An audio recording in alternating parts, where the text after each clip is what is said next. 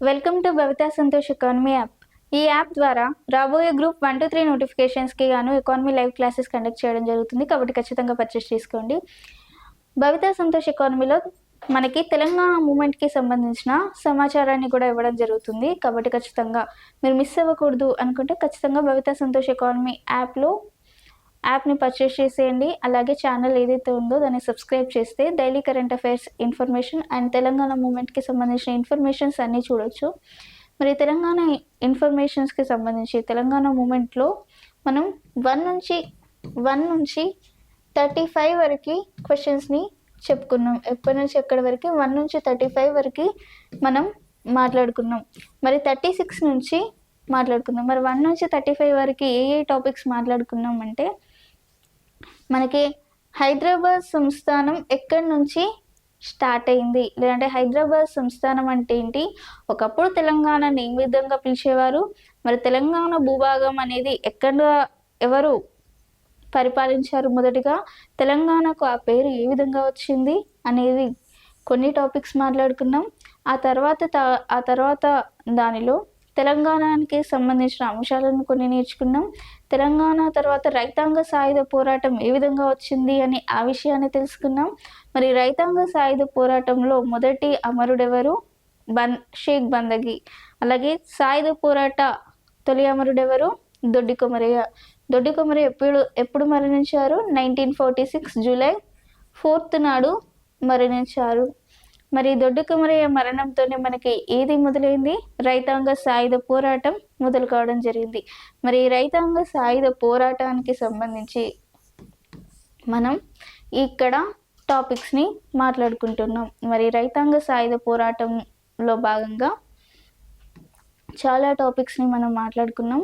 మరి పోరాటం రావడానికి ఏ విధమైన కారణాలు ఉన్నాయి అని చూసుకున్నాం.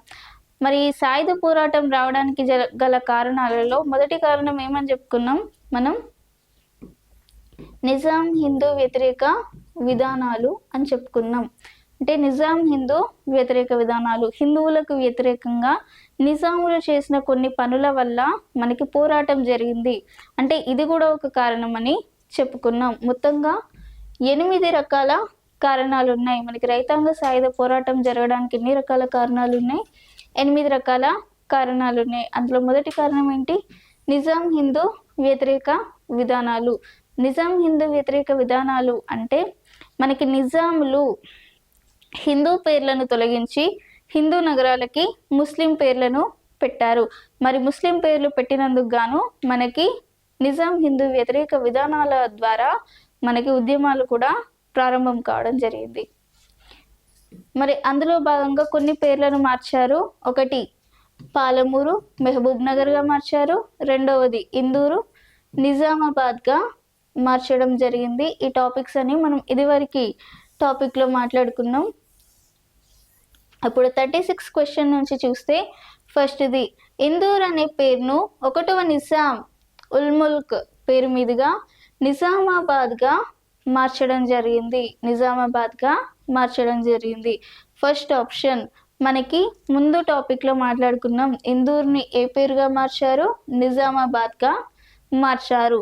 నిజామాబాద్ ఎవరు, 1వ నిజాం ఉల్ ముల్క్ పేరు మీదుగా ఇందూర్ని ఏ విధంగా మార్చారు, నిజామాబాద్గా మార్చడం జరిగింది. మరి నిజాం ఉల్ ముల్క్ యొక్క అసలు పేరేంటి, మీర్ కమరుద్దీ ఖాన్. మరి నిజామాబాద్లో ఆబాద్ అంటే ఏంటి అంటే వర్ధిల్లాలి. ఆబాద్ అంటే ఏంటి, వర్ధిల్లాలి. మరి నిజామాబాద్ ఫస్ట్ ఆప్షన్ 1వ నిజాం ఉల్ ముల్క్ పేరు మీదుగా రావడం జరిగింది. కాబట్టి మొదటి ఆప్షన్ కరెక్టే. సెకండ్, నిజాం ఉల్ ముల్క్ అసలు పేరు మీర్ కమరుద్దీ ఖాన్. అసలు పేరేంటి, మీర్ కమరుద్దీ ఖాన్. ఇది కూడా కరెక్ట్ ఆప్షన్. మనకి థర్డ్ ఆప్షన్ ఏంటి, నిజామాబాద్లో ఆబాద్ అంటే ఏంటి, వర్ధిల్లాలి. కాబట్టి ఇది కూడా సరైన సమాధానంగా చెప్పుకోవచ్చు. So the name of Indoor is changed to Nizamabad by the name of first Nizam Nizam ul Mulk. First Nizam Nizam ul Mulk. The real name of Nizam ul Mulk is Mir Kamruddin Khan. So second point is also correct. So the meaning of Abad is prosper. The meaning of Abad is prosper. So all three options are correct. So option C 1 to 3 are the correct option. Option C 1 to 3 are the correct option. Next, నిజామాబాద్లో ఆబాద్ అంటే అర్థం ఏంటి? మనం ఇదివరకే మాట్లాడుకున్నాం. నిజామాబాద్లో ఆబాద్ అంటే ఏంటి? వర్ధిల్లాలి. కాబట్టి ఇందులో ఆప్షన్స్ చూసుకుంటే ఆప్షన్ ఏ వర్ధిల్లాలి, ఆప్షన్ బి జిందాబాద్, ఆప్షన్ సి జోహార్, ఆప్షన్ డి ఏది కాదు. మరి నిజామాబాద్లో ఆబాద్ అంటే అర్థం ఏంటి? ఆప్షన్ ఏ వర్ధిల్లాలి అంటే prosper. What is the meaning of Abad in Nizamabad? The meaning of Abad in Nizamabad is prosper. So option A is correct answer. 38. క్రింది వాటిలో సరైన దానిని గుర్తించండి. Identify the correct one among the following. మరి దీంట్లో first option మనం చూసుకుంటే ఏదులాపురం ఒకప్పుడు ఎద్దుల సొంతగా ఉండేది. ఏదులాపురం అనేది ఒకప్పుడు ఎద్దుల సొంతగా ఉండేదంట. మరి సెకండ్ది, ఏదులాపురాన్ని బీజాపూర్ సుల్తాన్ ఆదిల్ షా పేరు మీదుగా ఆదిలాబాద్గా మార్చారు. ఏదులాపురాన్ని ఏ విధంగా మార్చారు? ఆదిలాబాద్గా మార్చారు. ఎవరి పేరు మీదుగా? బీజాపూర్ సుల్తాన్ ఆదిల్ షా పేరు మీదుగా ఏదులాపురాన్ని ఆదిలాబాద్గా మార్చారు. ఏదులాపురాన్ని ఆదిలాబాద్గా మార్చారు. ఏదులాపురం ఒకప్పుడు ఎద్దులాపురం అని పిలిచేవారు. ఒకప్పుడు ఏదులాపురాన్ని ఏమని పిలిచేవారు? ఎద్దులాపురం అని పిలిచేవారు. ఎందుకంటే అక్కడ ఎద్దుల సంత ఎక్కువగా జరుగుతుంది అని చెప్పి ఏదులాపురాన్ని ఎద్దులాపురం అని మార్చారు. ఆ ఎద్దులాపురాన్ని కాస్త మనకి ఏదులాపురంగా మారింది. ఎద్దులాపురం కాలక్రమేణా ఏ విధంగా మారింది? ఏదులాపురంగా మారింది. మరి ఆ ఏదులాపురాన్ని బీజాపూర్ సుల్తాన్ ఆదిల్ షా పేరు మీదుగా ఏ పేరుగా మార్చారు అంటే ఆదిలాబాద్గా మార్చారు. ఏ పేరుగా మార్చారు? బీజాపూర్ సుల్తాన్ ఆదిల్ షా పేరు మీదుగా ఏదులాపురాన్ని ఆదిల్ షాగా ఆదిలాబాద్గా మార్చడం జరిగింది. సో ఎద్దులాపురం క్రమంగా ఏ విధంగా మారింది? ఎద్దులాపురంగా మారింది. ఏదులాపురాన్ని ఏ విధంగా మార్చారు? ఆదిలాబాద్. ఎవరి పేరు మీదుగా? బీజాపూర్ సుల్తాన్ ఆదిల్ షా పేరు మీదుగా ఆదిలాబాద్గా మార్చారు. సో ఏదులాపురం ఒకప్పుడు దేనిగా ఉండేది? ఎద్దుల సంతగా ఉండేది. కాబట్టి all 4 options are correct. So once upon a time bullock market was held in Edulapuram. That's why it is called Edulapuram. So and the second option, this Adilapuram was renamed. This Edulapuram was renamed it Adilabad by the name of Bijapur Sultan Adil Shah. And third one is Edulapuram became as Adilabad. Edulapuram is become as what? Edulapuram is become as Adilabad. So third point is also correct. And last one, Edulapuram become as Edulapuram is become as Edulapuram is become as Edulapuram. So last one is also correct. Edulapuram is become as what? Edulapuram is become as Edulapuram.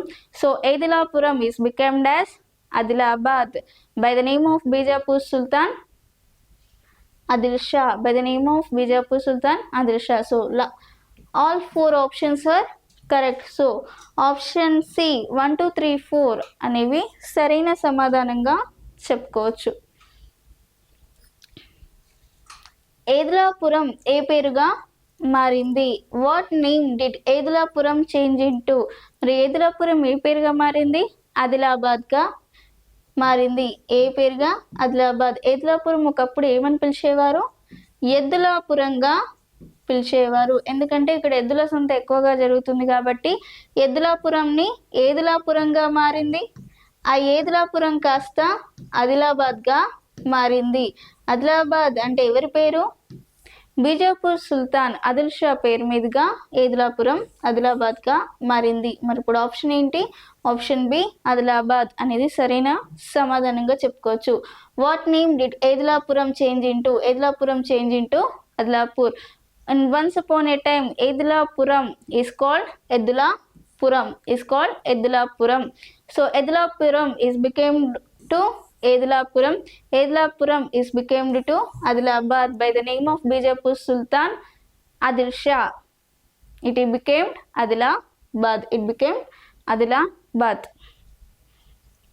Next, క్రింది వాటిలో సరైన దానిని గుర్తించండి. Identify the correct one among the following.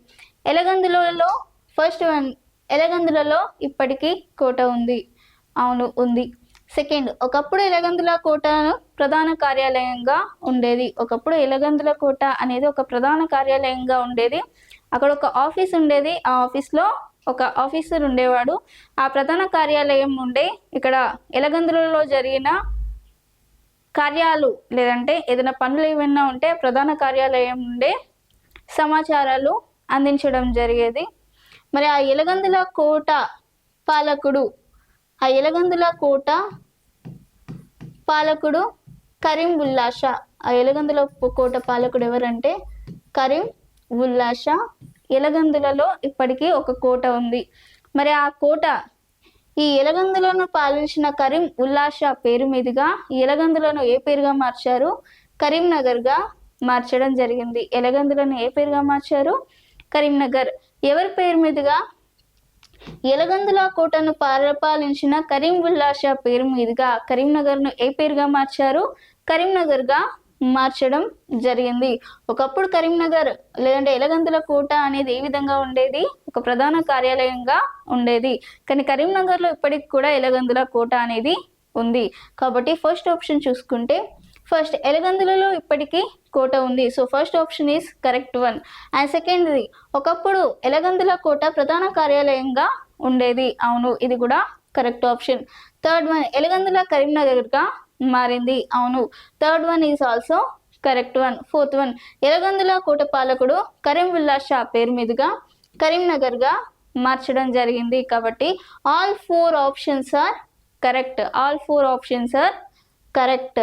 So first one is there is a still fort in Elagandula. There is a still a fort in Elagandula. Or there is a still fort in Elagandula fort in Karimnagar. Elagandula fort was once the headquarters. Elagandula once headquarters. So Elagandula has become as Karimnagar. Elagandula has become as what? Elagandula has become as Karimnagar by the name of Karim Ulla Shah. Elagandula still Elagandula fort is there in Karimnagar. So Elagandula is became to Karimnagar by the name of Karim Ulla Shah. He is a ruler in Elagandula fort. So all four options are correct. So option D 1 2 3 sorry option C 1 2 3 4 are correct, or 1 2 3 4 అన్నీ సరైనవే అని చెప్పుకోవచ్చు. మరి ఇది తెలంగాణ మూమెంట్కి సంబంధించి. మీకు ఇలాంటి topics ఇంకా కావాలి అనుకుంటే ఖచ్చితంగా భవితా సంతోష్ ఎకానమీ యాప్ని పర్చేస్ చేసేయండి. అలాగే ఛానల్ని సబ్స్క్రైబ్ చేయండి. Thank you.